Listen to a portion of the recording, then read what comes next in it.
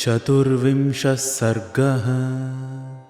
ततः सीतामुपागम्य राक्षस्यो विकृताननाः परुषं परुषानार्य ऊचुस्तां वाक्यमप्रियम्।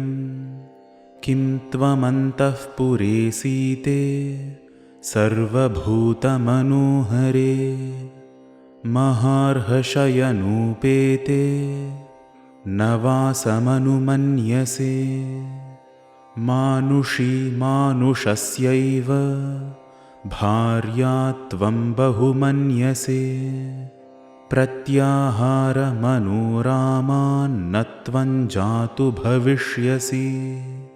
त्रैलोक्यवसुभोक्तारं रावणं राक्षसेश्वरं भर्तारमुपसंगम्य विहरस्व यथा सुखम्।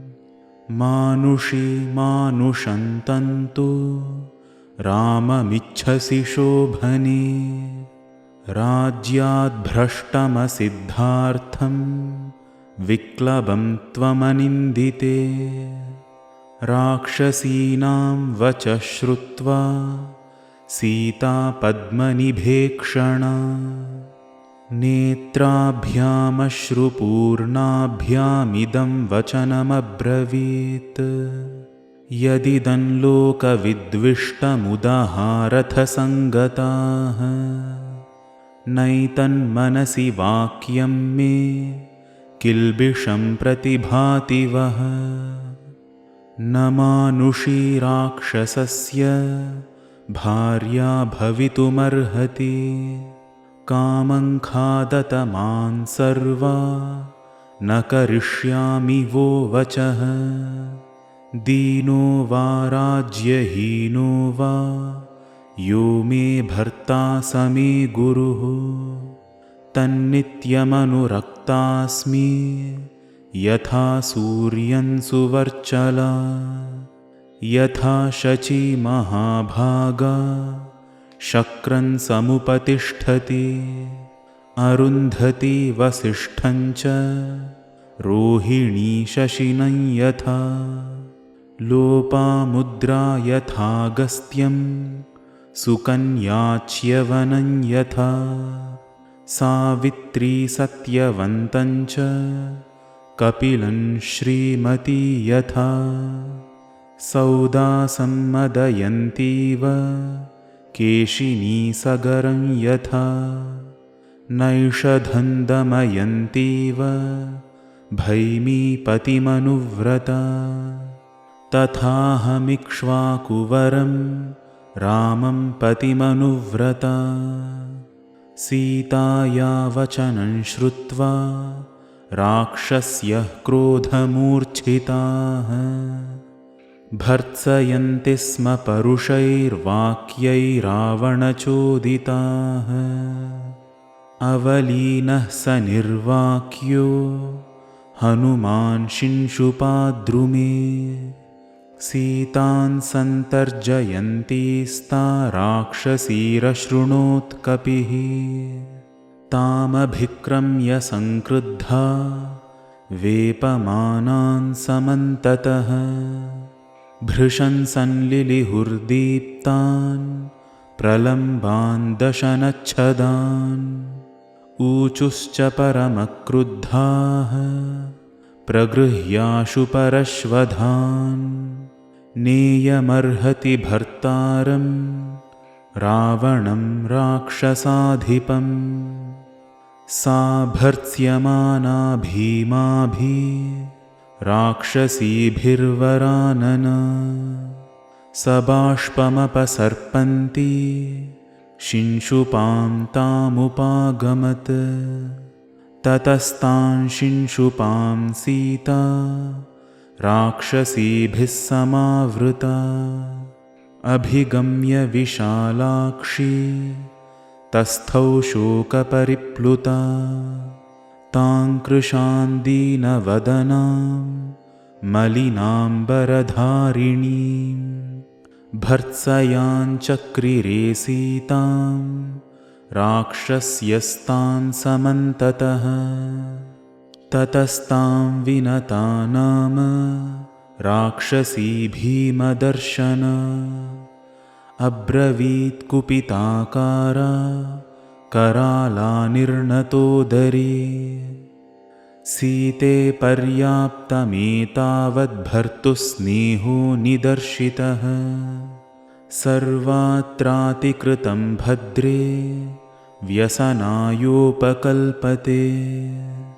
परितुष्टास्मि भद्रन्ते मानुषस्ते कृतो विधिः। ममापि तु वचः पथ्यं ब्रुवन्त्याः कुरु मैथिली।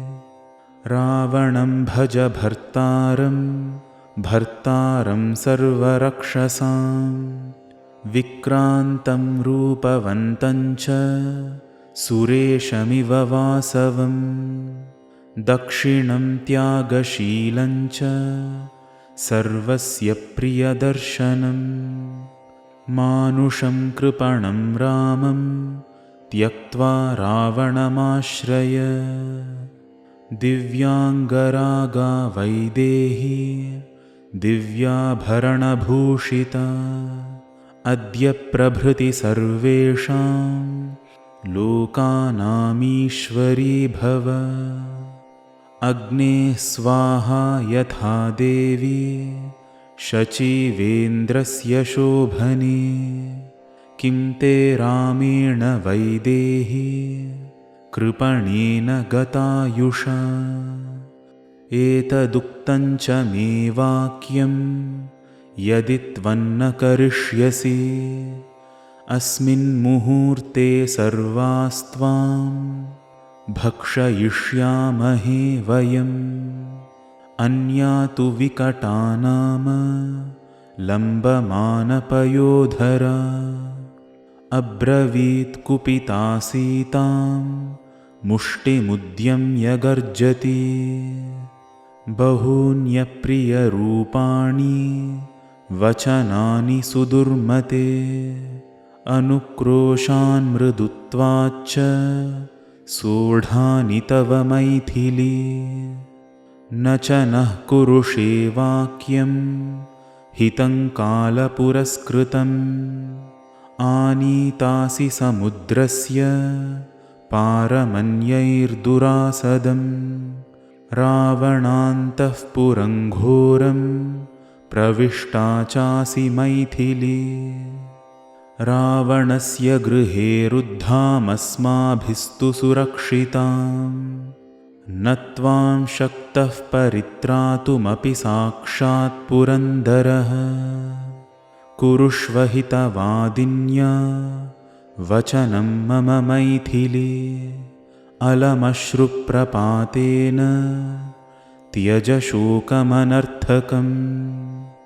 भज प्रीतिं च हर्षं च त्यजैतान्नित्यदैन्यताम्। सीते राक्षसराजेन सह क्रीडयथा सुखम्। जानासि हि यथा भीरो स्त्रीणां यौवनमध्रुवम्। यावन्न ते व्यतिक्रामेत् तावत् सुखमवाप्नुहि। उद्यानानि च रम्याणि पर्वतोपवनानि च सह राक्षसराजेन चरत्वं मदिरेक्षणे। स्त्रीसहस्राणि ते सप्त वशे स्थास्यन्ति सुन्दरी। रावणं भज भर्तारं सर्वरक्षसाम्। उत्पाट्य वा ते हृदयं भक्षयिष्यामि मैथिली। यदि मे व्याहृतं वाक्यं न यथावत् करिष्यसि। ततश्चण्डोदरी नाम राक्षसी क्रोधमूर्छिता। भ्रामयन्ती महच्छूलमिदं वचनमब्रवीत्। इमां हरिणलोलाक्षीं त्रासोत्कम्पिपयोधरां। रावणेन हृतां दृष्ट्वा दौहृदो मे महानभूत्। यकृत्प्लीहमथोत्पीडं हृदयञ्च सबन्धनम् आन्त्राण्यपि तथा शीर्षं खादेयमिति मे मतिः। ततस्तु प्रघसा नाम राक्षसी वाक्यमब्रवीत्। कण्ठमस्या नृशंसायाः पीडयाम किमास्यते। निवेद्यतां ततो राज्ञे मानुषी सामृतेतिह। नात्र कश्चन सन्देहः खादतेति स वक्ष्यति। ततस्त्वजामुखी नाम राक्षसी वाक्यमब्रवीत्। विशस्येमां ततः सर्वाः समान् कुरुत पिण्डकान्। विभजाम ततः सर्वा विवादो मे न रोचते। पेयमानीयतां क्षिप्रं लेह्यमुच्चावचं बहु। ततः शूर्पणखा नाम राक्षसी वाक्यमब्रवीत्। अजामुख्या यदुक्तं हि तदेव मम रोचते। सुराचानीयतां क्षिप्रं सर्वशोकविनाशिनी। मानुषं मांसमास्वाद्य नृत्यामोथ निकुम्भिलाम्। एवं सम्भर्त्स्यमाना सा सीतासुरसुतोपमा। राक्षसीभिः सुघोराभिर्धैर्यमुत्सृज्य रोदिति।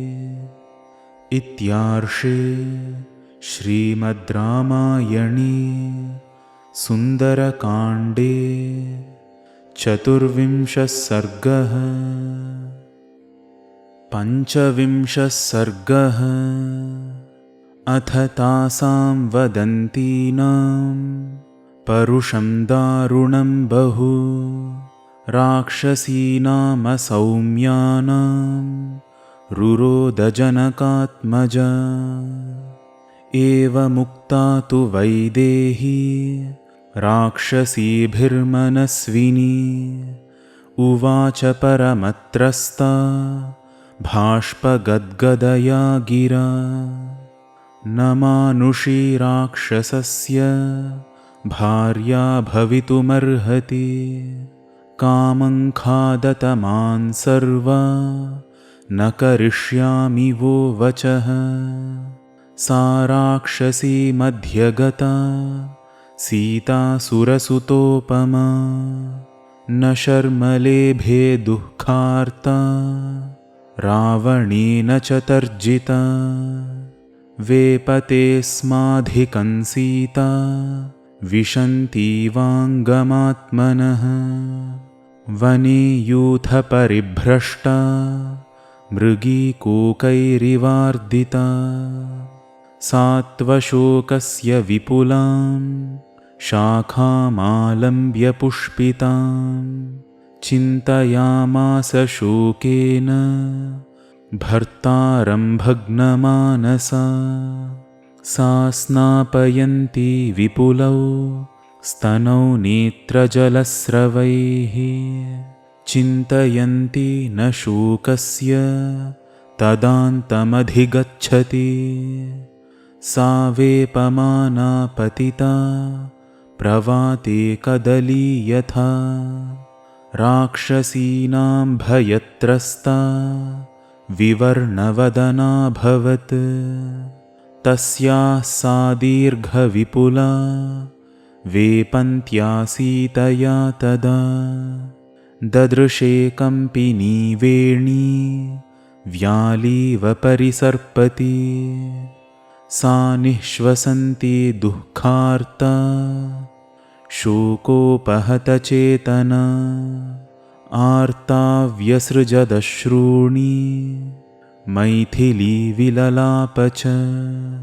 हा रामेति च दुःखार्ता हा पुनर्लक्ष्मणीति च हा श्वश्रु मम कौसल्ये हा सुमित्रेति भामिनी लोकप्रवादः सत्योऽयं पण्डितैः समुदाहृतः अकाले दुर्लभो मृत्युः स्त्रिया वा पुरुषस्य वा यदाहमेवं क्रूराभिः राक्षसीभिरिहार्दिता जीवामि हीना रामेण मुहूर्तमपि दुःखिता एषाल्पपुण्या कृपणा विनशिष्याम्यनाथवत् समुद्रमध्ये नौः पूर्णा वायुवेगैरिवाहता भर्तारन्तमपश्यन्ति राक्षसी वशमागता सीदामि खलु शोकेन कूलन्तो यहतं यथा तं पद्मदलपत्राक्षं सिंहविक्रान्तगामिनं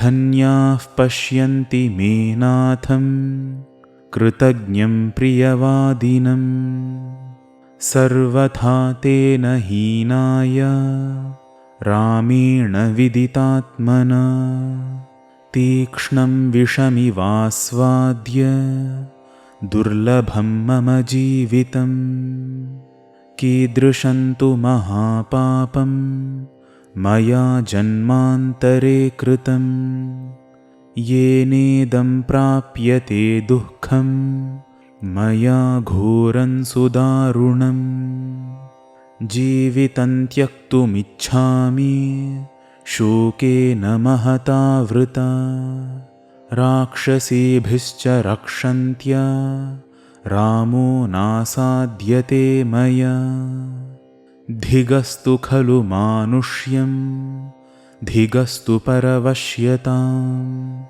न शक्यं यत्परित्यक्तुमात्मच्छन्देन जीवितम् इत्यार्षे श्रीमद् रामायणे सुन्दरकाण्डे पञ्चविंशः सर्गः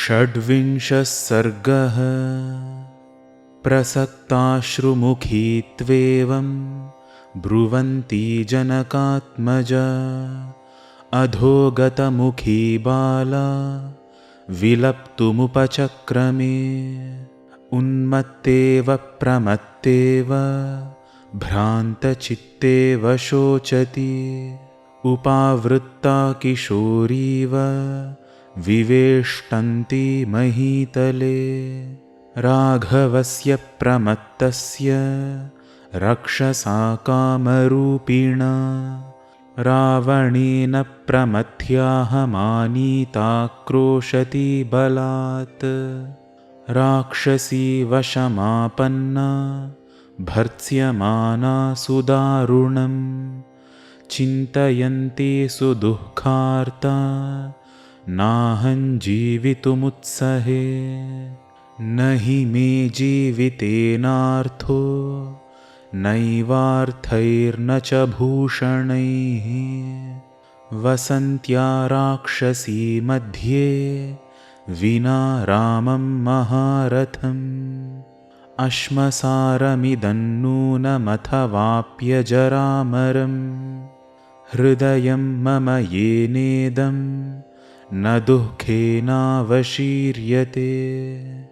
धिङ्मामनार्यामसतीं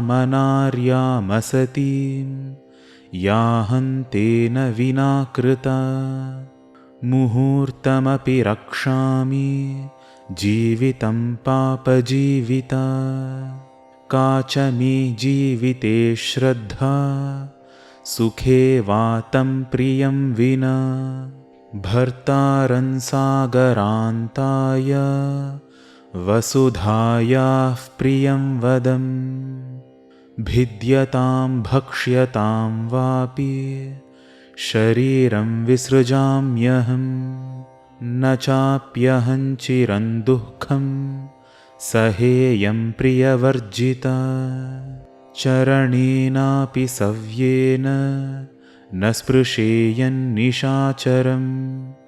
रावणं किं पुनरहं कामयेयं विगर्हितम् प्रत्याख्यातन्न जानाति नात्मानन्नात्मनः कुलं यो नृशंसस्वभावेन मां प्रार्थयितुमिच्छति छिन्ना भिन्ना विभक्ता वा दीप्ते वाग्नौ प्रदीपिता रावणन्नोपतिष्ठेयं किं प्रलापेन वश्चिरम् ख्यातः प्राज्ञः कृतज्ञश्च सानुक्रोशश्च राघवः सद्वृत्तो निरनुक्रोशः शङ्के मद्भाग्यसंक्षयात् राक्षसानां सहस्राणि जनस्थाने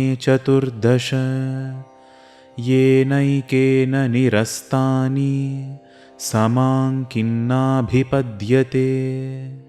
निरुद्धा रावणेनाहमल्पवीर्येण रक्षसा समर्थः खलु मे भर्ता रावणं हन्तुमाहवे विराधो दण्डकारण्ये येन राक्षसपुङ्गवः रणे रामेण निहतः समाङ्किन्नाभिपद्यते कामं मध्ये समुद्रस्य लङ्केयं दुष्प्रदर्शना न तु राघवबाणानां गतिरोधो भविष्यति किन्नु तत्कारणं येन रामो दृढपराक्रमः रक्षसापहृतां भार्यामिष्टान्नाभ्यवपद्यते इह स्थां मां न जानीते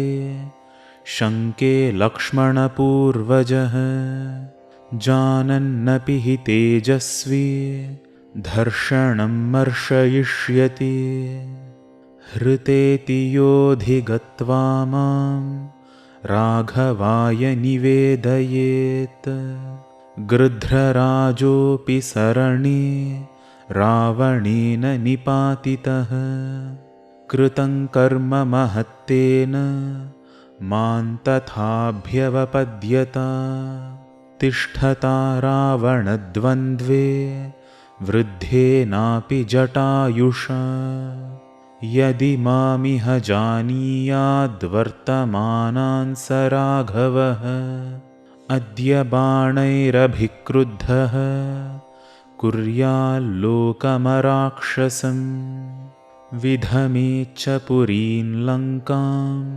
शोषयेच्च महोदधिं रावणस्य च नीचस्य कीर्तिन्नाम च नाशयेत् ततो निहतनाथानां राक्षसीनां गृहे गृहे यथाहमेवं रुदति तथा भूयो न संशयः अन्विष्य रक्षसान् लङ्कां कुर्याद्रामः स लक्ष्मणः न हि ताभ्यां नृपुर्दृष्टो मुहूर्तमपि जीवति चिताधूमाकुलपथा गृध्रमण्डलसङ्कुला अचिरेण तु लङ्केयं श्मशानसदृशी भवेत् अचिरेणैव कालेन प्राप्स्याम्येव मनोरथं दुष्प्रस्थानोऽयमाख्याति सर्वेषां वो विपर्ययम् यादृशानीह दृश्यन्ते लङ्कायामशुभानि वै अचिरेणैव कालेन भविष्यति हतप्रभा नूनं लङ्का हते पापे रावणे राक्षसाधमे शोषं यास्यति दुर्धर्षा प्रमदा विधवा यथा पुण्योत्सवसमृद्धा च नष्टभर्त्री स राक्षसी। भविष्यति पुरी लङ्का नष्टभर्त्री यथाङ्गना। नूनं राक्षसकन्यानां रुदन्तीनां गृहे गृहे। श्रोष्यामि न चिरादेव दुःखार्तानामिह ध्वनिम्। सान्धकारा हतद्योता हतराक्षसपुङ्गवा। भविष्यति पुरी लङ्का निदग्धा रामसायकैः।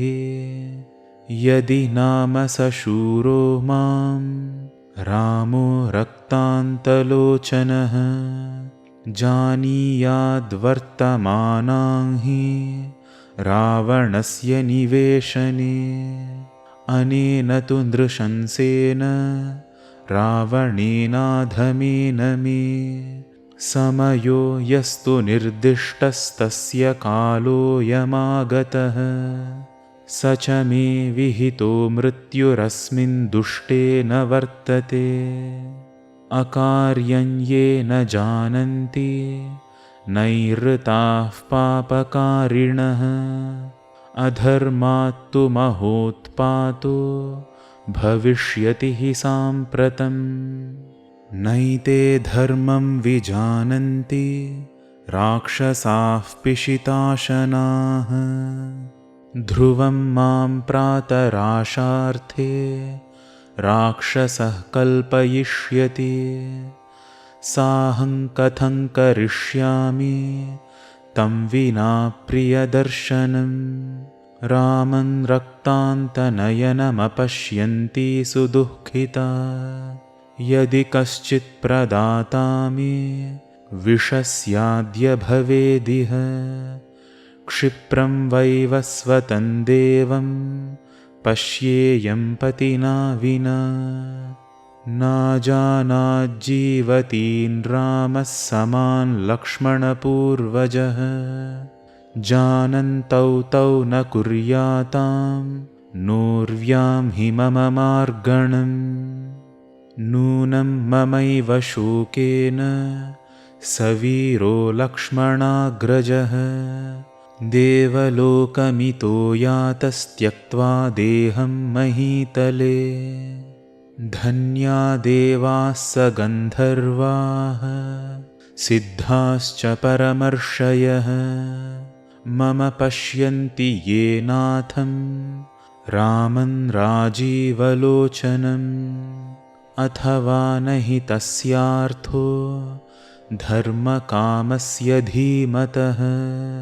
मया रामस्य राजर्षेर्भार्यया परमात्मनः। दृश्यमानो भवेत् प्रीतिः सौहृदन्नास्त्यपश्यतः। नाशयन्ति कृतघ्नास्तु न रामो नाशयिष्यति। किन्नु मे न गुणाः केचित् किं वा भाग्यक्षयो मम।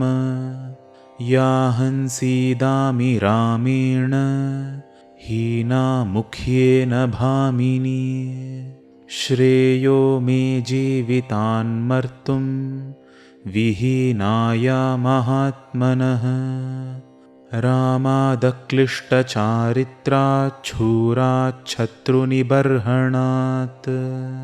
अथवान्यस्तशस्त्रौ तौ वने मूलफलाशिनौ। भ्रातरौ हि नरश्रेष्ठौ संवृत्तौ वनगोचरौ।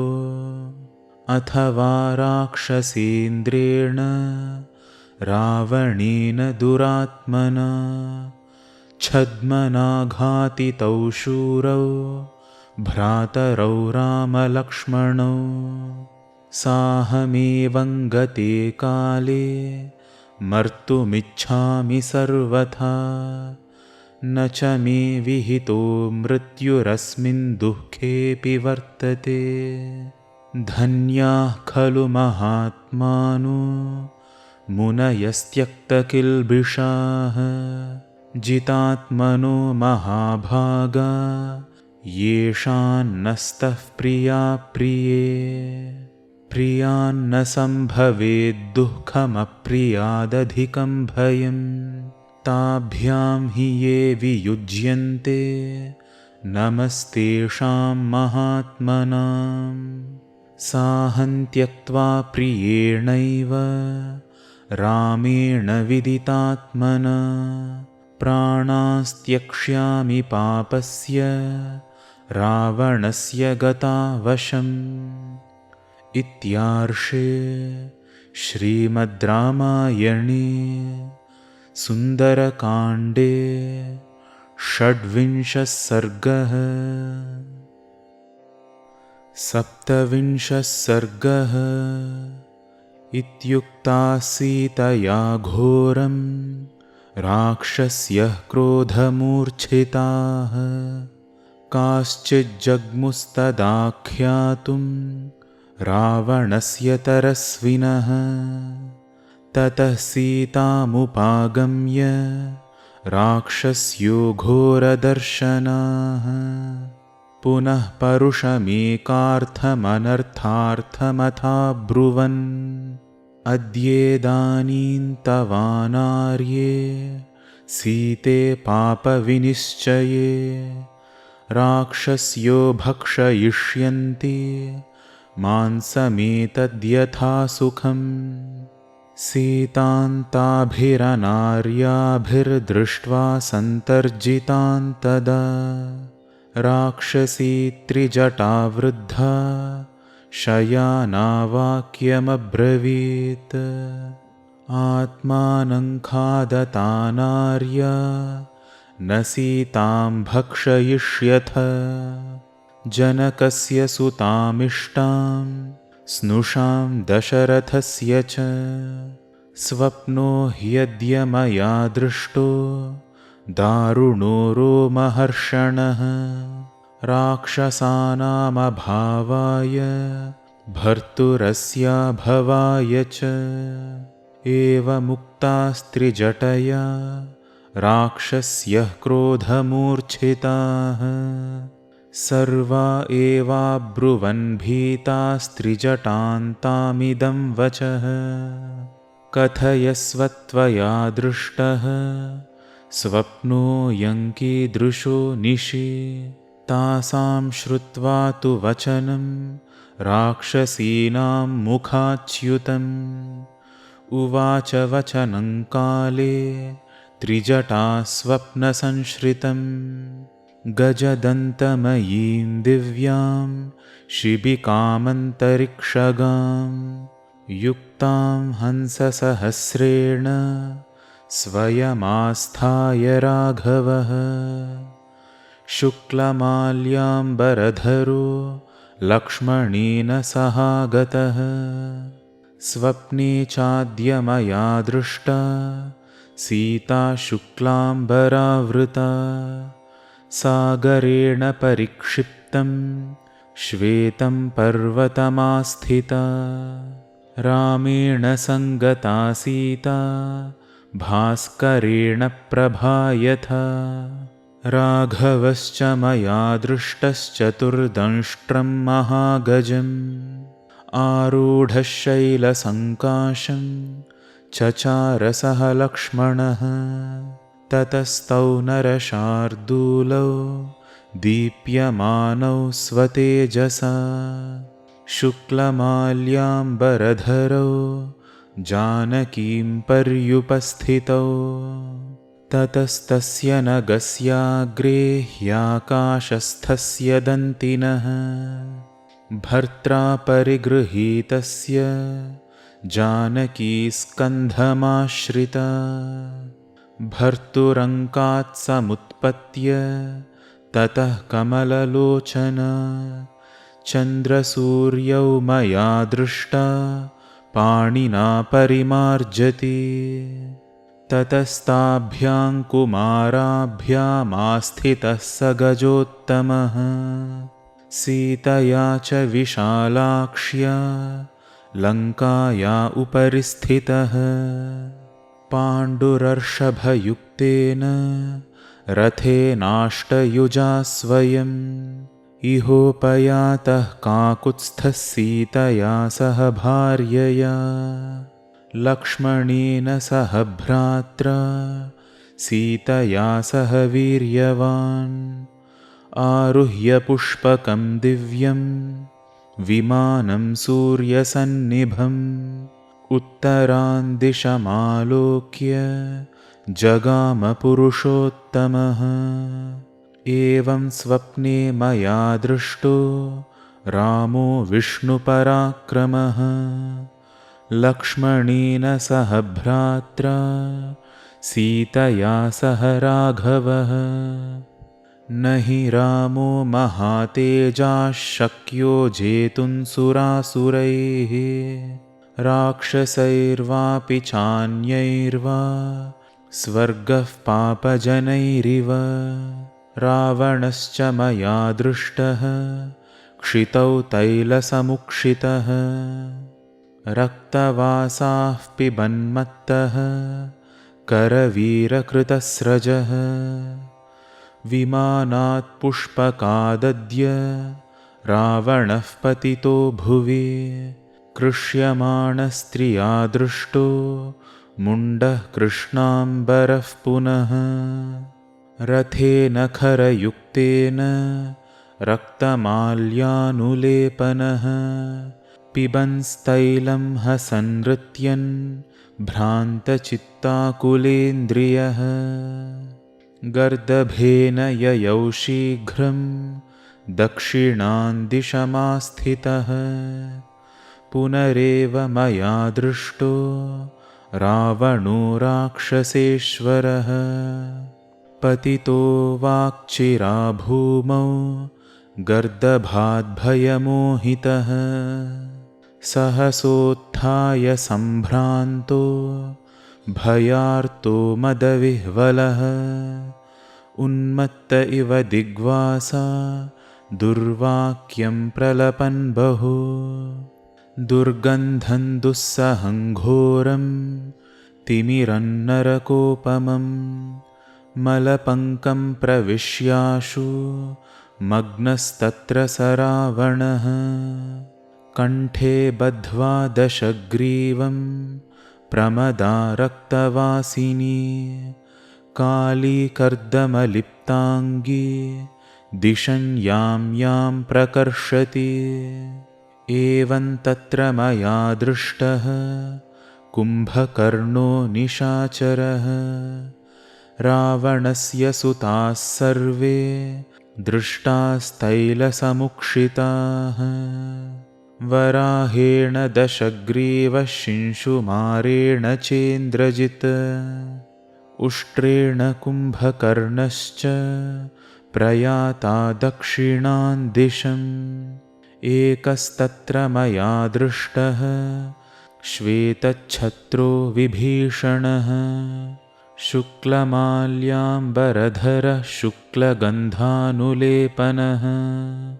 शङ्खदुन्दुभिनिर्घोषैर्नृत्तगीतैरलङ्कृतः आरुह्य शैलसङ्काशं मेघस्तनितनिस्वनम् चतुर्दन्तं गजं दिव्यमास्ते तत्र विभीषणः चतुर्भिः सचिवैः सार्धं वैहायसमुपस्थितः समाजश्च मया दृष्टो गीतवादित्रनिस्वनः पिबतां रक्तमाल्यानां रक्षसां रक्तवाससां लङ्काचेयं पुरीरम्या सवाजिरथकुञ्जराः सागरे पतिता दृष्टा भग्नगोपुरतोरणा लङ्का दृष्टा मया स्वप्ने रावणेनाभिरक्षिता दग्धा रामस्य दूतेन वानरेण तरस्विना पीत्वा तैलं प्रनृत्ताश्च प्रहसन्त्यो महास्वनाः लङ्कायां भस्मरूक्षायां सर्वा राक्षसयोषितः कुम्भकर्णादयश्चेमे सर्वे राक्षसपुङ्गवाः रक्तन्निवसनं गृह्य प्रविष्टा गोमयह्रदे अपगच्छत नश्यध्वं सीतामाप्नोति राघवः घातयेत् परमामर्षि युष्मान् सार्थं हि राक्षसैः प्रियां बहुमतां भार्यां वनवासमनुव्रतां भर्त्सितां तर्जितां वापि नानुमन्स्यति राघवः तदलङ्क्रूरवाक्यैश्च सान्त्वमेवाभिधीयताम्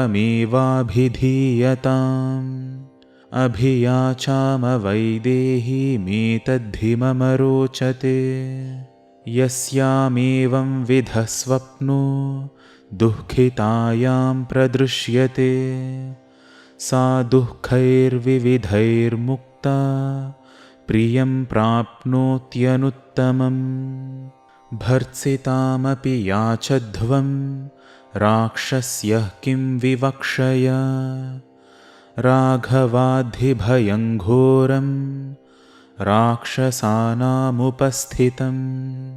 प्रणिपातप्रसन्ना हि मैथिलीजनकात्मजा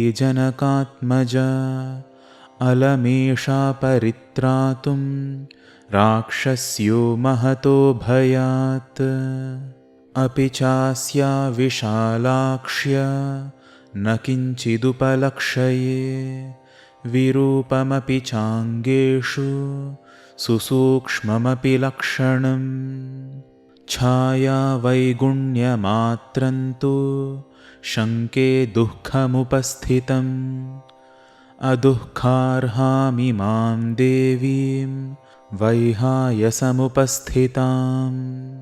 अर्थसिद्धिं तु वैदेह्याः पश्याम्यहमुपस्थिताम् राक्षसेन्द्रविनाशं च विजयं राघवस्य च निमित्तभूतमेतत्तु श्रोतुमस्यामहत्प्रियम् दृश्यते च स्फुरच्चक्षुः पद्मपत्रमिवायतम्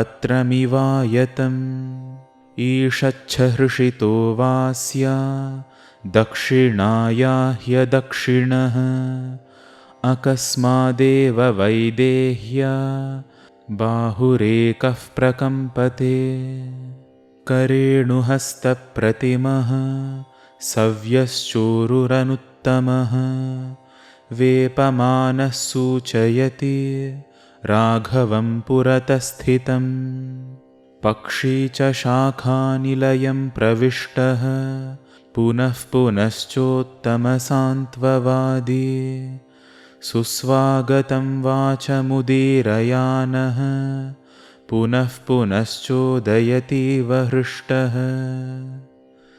इत्यार्षे श्रीमद् रामायणे सुन्दरकाण्डे 27 सर्गः। 28 सर्गः। सा राक्षसेन्द्रस्य वचो निशम्य तद्रावणस्याप्रियमप्रियार्ता सीता वितत्रास यथा वनान्ते सिंहाभिपन्ना गजराजकन्या सा राक्षसी मध्यगता च भीरुर्वाग्भिर्भृशन् रावणतर्जिता च कान्तारमध्ये विजने विसृष्टा बालेव कन्या विललापसीता सत्यं बतेदं प्रवदन्ति लोके नाकालमृत्युर्भवतीति सन्तः यत्राहमेवं परिभर्त्स्यमाना जीवामि दीनाक्षणमप्यपुण्या सुखाद्विहीनं बहुदुःखपूर्णमिदं तु नूनं हृदयं स्थिरं मे विशीर्यते यन्न सहस्रधाद्य वज्राहतं शृङ्गमिवाचलस्य नैवास्ति दोषो मम नूनमत्र वध्याहमस्या प्रियदर्शनस्य भावन्न चास्याहमनुप्रदातुमलं द्विजो मन्त्रमिवाद्विजाय नूनं ममाङ्गान्यचिरादनार्यः शस्त्रैश्चितैश्छेत्स्यति राक्षसेन्द्रः तस्मिन्न नागच्छति लोकनाथे गर्भस्थजन्तोरिव शल्यकृन्तः दुःखं बतेदं मम दुःखिताय मासौ चिरायाधिगमिष्यतो द्वौ बद्धस्य वध्यस्य तथा निशान्ते राजापराधादिवतस्करस्य हा राम हा लक्ष्मण हा सुमित्रे हा राम मातः सह मे जनन्या एषा विपद्याम्यहमल्पभाग्या महार्णवेनौरिव मूढवाता तरस्विनौ धारयतां मृगस्य सत्त्वेन रूपं मनुजेन्द्रपुत्रौ नूनं विशस्तौ मम कारणात्तौ सिंहर्षभौ द्वाविववैद्युतेन नूनं स कालो मृगरूपधारी मामल्पभाग्यान् लुलुभे तदानीं यत्रार्यपुत्रं विससर्जमूढा रामानुजं लक्ष्मणपूर्वजं च हा राम सत्यव्रतदीर्घबाहो हा पूर्णचन्द्रप्रतिमानवक्त्र हा जीवलोकस्य हितः प्रियश्च वध्यान्न मां वेत्सि हि राक्षसानाम् अनन्यदैवत्वमियं क्षमा च भूमौ च शय्या नियमश्च धर्मे पतिव्रतात्वं विफलं ममेदं कृतं कृतघ्नेष्विव मानुषाणाम् मोघो हि धर्मश्चरितो मयायं तथैकपत्नीत्वमिदं निरर्थम् या त्वान्न पश्यामि कृशा विवर्णा हीना त्वया सङ्गमने निराशा पितुर्निर्देशन्नियमेन कृत्वा वनान्निवृत्तश्चरितव्रतश्च स्त्रीभिस्तु मन्ये विपुले क्षणाभिस्त्वं रंस्यसेवीतभयः कृतार्थः अहं तु राम त्वयि जातकामा चिरं विनाशाय निबद्धभावा मोघं चरित्वाथ तपोव्रतञ्च त्यक्ष्यामि धिग्जीवितमल्पभाग्याम् सा जीवितं क्षिप्रमहं त्यजेयं विषेण शस्त्रेण शितेन वापि विषस्य दाता न हि मेऽस्ति कश्चिच्छस्त्रस्य वा वेश्मनि राक्षसस्य इतीव देवी बहुधा विलप्य सर्वात्मना राममनुस्मरन्ति प्रवेपमाना परिशुष्कवक्त्रा नगोत्तमं पुष्पितमाससाद सा शोकतप्ता बहुधा विचिन्त्य सीताथ वेण्युद्ग्रथनं गृहीत्वा उद्बुद्ध्य वेण्युद्ग्रथनेन शीघ्रम् अहं गमिष्यामि यमस्य मूलम् उपस्थिता सा मृदु सर्वगात्री शाखां गृहीत्वाथ नगस्य तस्यास्तु रामं प्रविचिन्तयन्त्या रामानुजं स्वं च कुलं शुभाङ्ग्याः शोकानिमित्तानि तथा बहूनि धैर्यार्जितानि प्रवराणि लोके प्रादुर्निमित्तानि तदा बभूवुः पुरापि सिद्धान्युपलक्षितानि। इत्यार्षे श्रीमद् रामायणे सुन्दरकाण्डे 28 सर्गः। 29 सर्गः। तथागतान्तां व्यथितामनिन्दितां व्यपेतहर्षां परिदीनमानसां शुभां निमित्तानि शुभानि भेजिरे नरं श्रियाजुष्टमिवोपजीविनः। तस्याः शुभं वाममरालपक्ष्म राजीवृतं कृष्णविशालशुक्लं प्रास्पन्दतैकन्नयनं सुकेश्या मीनाहतं पद्ममिवाभिताम्रम्। भुजश्च चार्वञ्चितपीनवृत्तः परार्थ्यकालागरुचन्दनार्हः अनुत्तमेनाध्युषितः प्रियेण चिरेण वामः समवेपताशु। गजेन्द्रहस्तप्रतिमश्च पीनस्तयोर्द्वयोः संहतयोः सुजातः प्रस्पन्दमानः पुनरूरुरस्य रामं पुरस्तात् स्थितमाचचक्षे।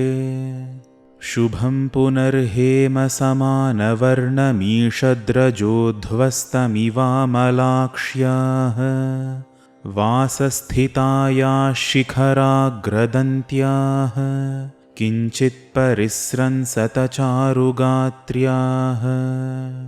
एतैर्निमित्तैरपरैश्च शुभ्रूः सम्बोधिता प्रागपि साधुसिद्धैः वातातपक्लान्तमिव प्रणष्टं वर्षेण बीजं प्रतिसञ्जहर्ष।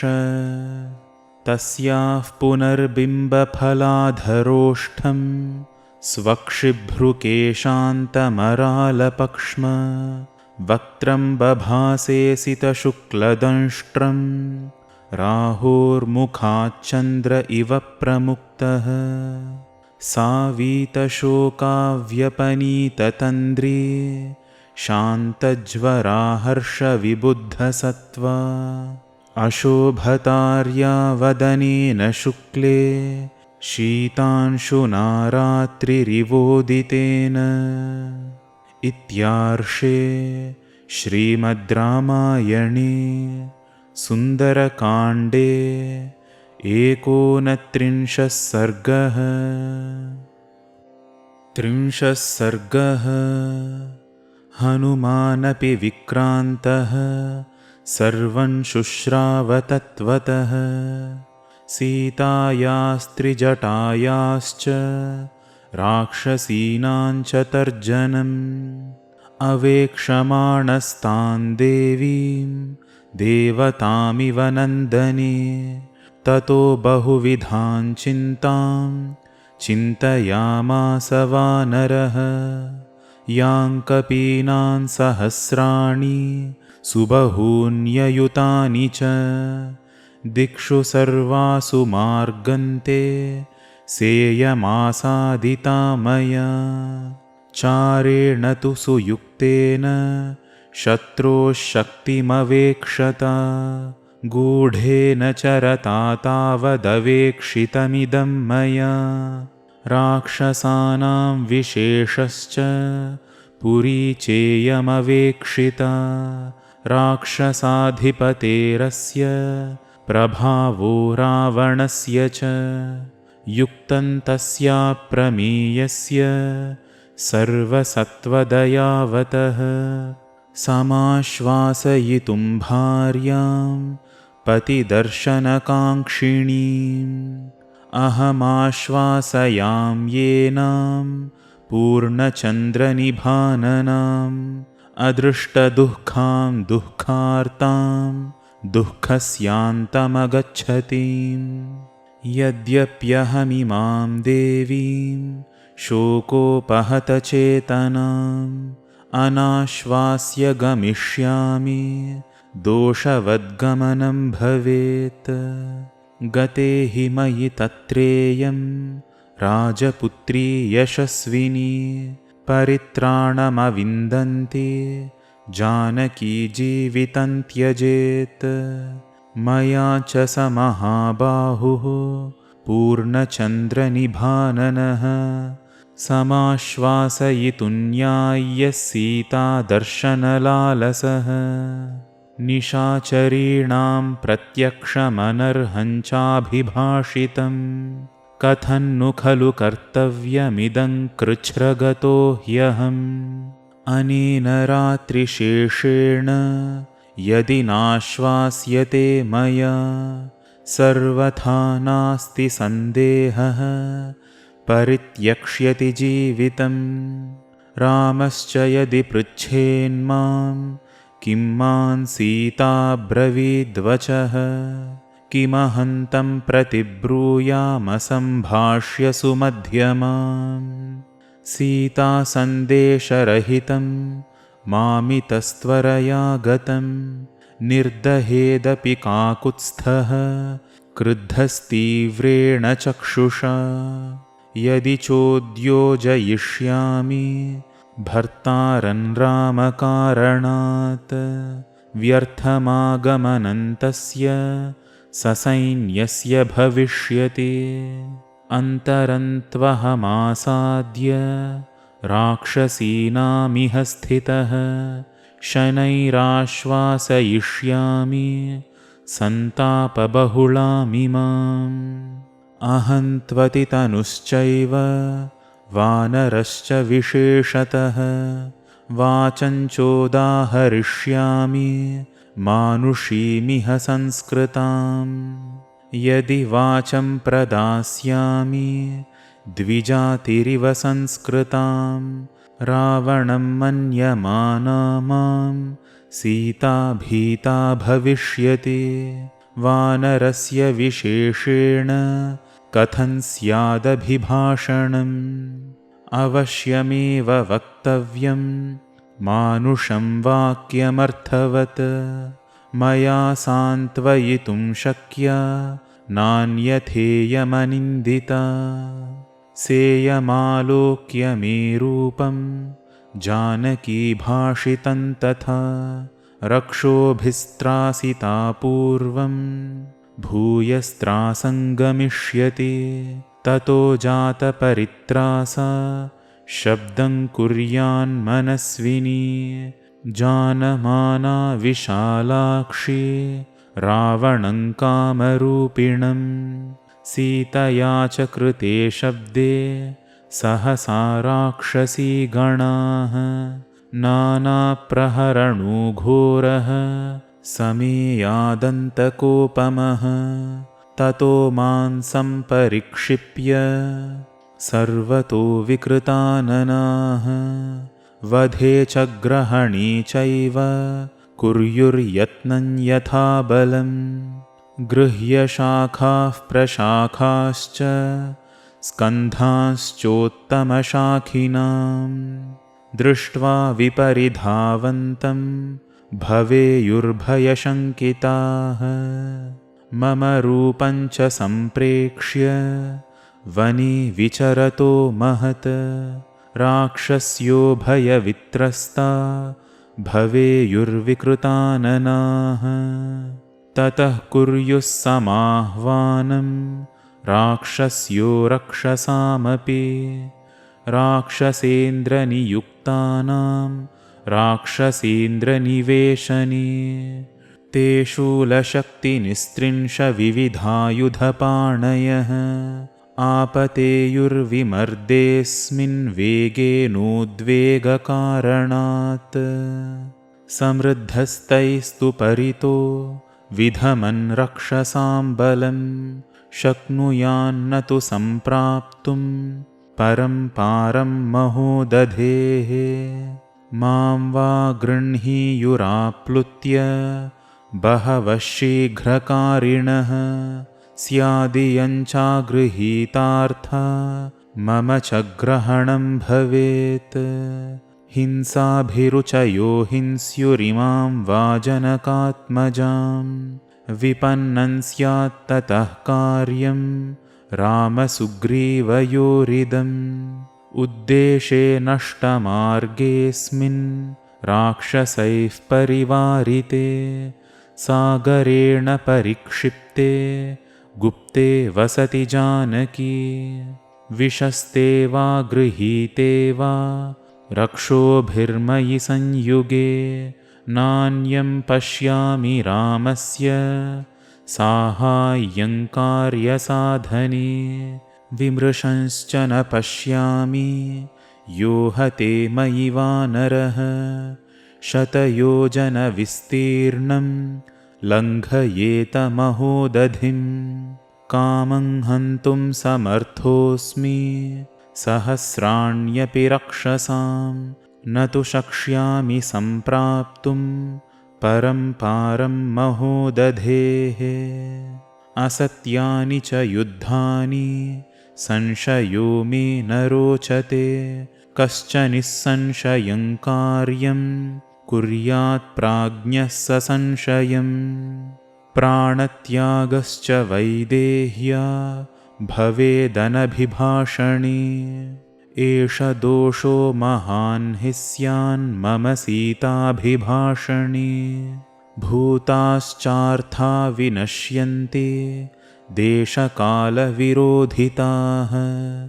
विक्लबन्धूतमासाद्य तमः सूर्योदये यथा अर्थानर्थान्तरे बुद्धिर्निश्चितापि न शोभते घातयन्ति हि कार्याणि दूताः पण्डितमानिनः न विनश्येत् कथं कार्यं वैक्लव्यं न कथं भवेत् लङ्घनं च समुद्रस्य कथं नु न वृथा भवेत् कथं नु खलु वाक्यं मे शृणुयान्नो द्विजेतवा इति सञ्चिन्त्य हनुमांश्चकारमतिमान् मतिं राममक्लिष्टकर्माणं सुबन्धुमनुकीर्तयन् नैनामुद्वेजयिष्यामि तद्बन्धुगतमानसाम् इक्ष्वाकूणां वरिष्ठस्य रामस्य विदितात्मनः शुभानि धर्मयुक्तानि वचनानि समर्पयन् श्रावयिष्यामि सर्वाणि मधुरां प्रब्रुवन् गिरम् श्रद्धास्यति यथा हीयं तथा सर्वं समादधे इति स बहुविधं महानुभावो जगति पतेः प्रमदामवेक्षमाणः मधुरमवितथं जगादवाक्यं द्रुमविटपान्तरमास्थितो हनुमान्। इत्यार्षे श्रीमद् रामायणे सुन्दरकाण्डे 30 सर्गः। 31 सर्गः।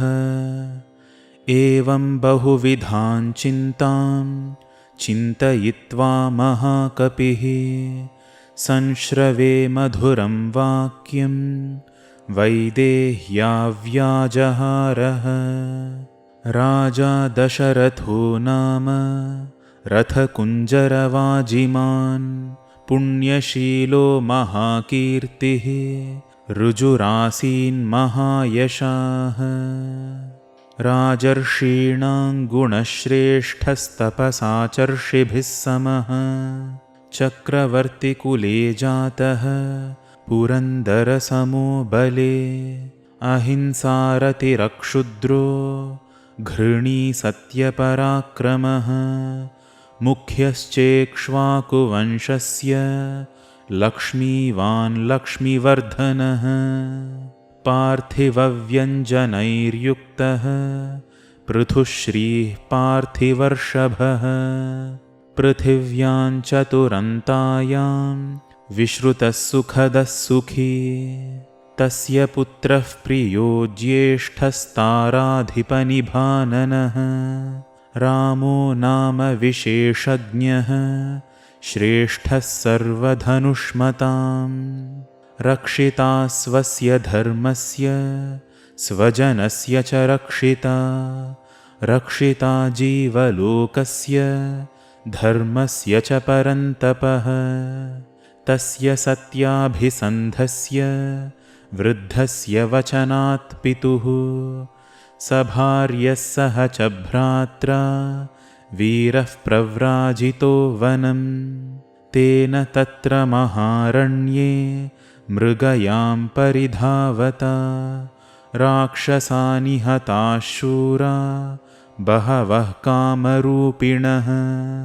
जनस्थानवधं श्रुत्वा हतौ च खरदूषणौ ततस्त्वमर्षापहृता जानकी रावणेन तु वञ्चयित्वा वने रामं मृगरूपेण मायया समार्गमाणस्तां देवीं रामः सीतामनिन्दिताम् आससादवने मित्रं सुग्रीवन्नाम वानरम् ततः स वालिनं हत्वा रामः परपुरञ्जयः प्रायच्छत्कपिराज्यं तत्सुग्रीवाय महाबलः सुग्रीवेणापि सन्दिष्टा हरयः कामरूपिणः दिक्षु सर्वासु तां देवीं विचिन्वन्ति सहस्रशः अहं सम्पाति वचनाच्छतयोजनमायतम्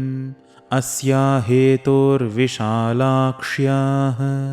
सागरं वेगवान् प्लुतः यथा रूपां यथा वर्णां यथा लक्ष्मीं च निश्चिताम् अश्रौषं राघवस्याहं सेयमासादिता मया विररामैव मुक्त्वासौ वाचं वानरपुङ्गवः जानकी चापि तच्छ्रुत्वा विस्मयं परमं गता ततः सा वक्रकेशान्ता सुकेशीकेशसंवृतम् उन्नम्य वदनं भीरुशिंशुपावृक्षमैक्षत निशम्य सीता वचनं कपेश्च दिशश्च सर्वाः प्रदिशश्च वीक्ष्य स्वयं प्रहर्षं परमं जगाम सर्वात्मना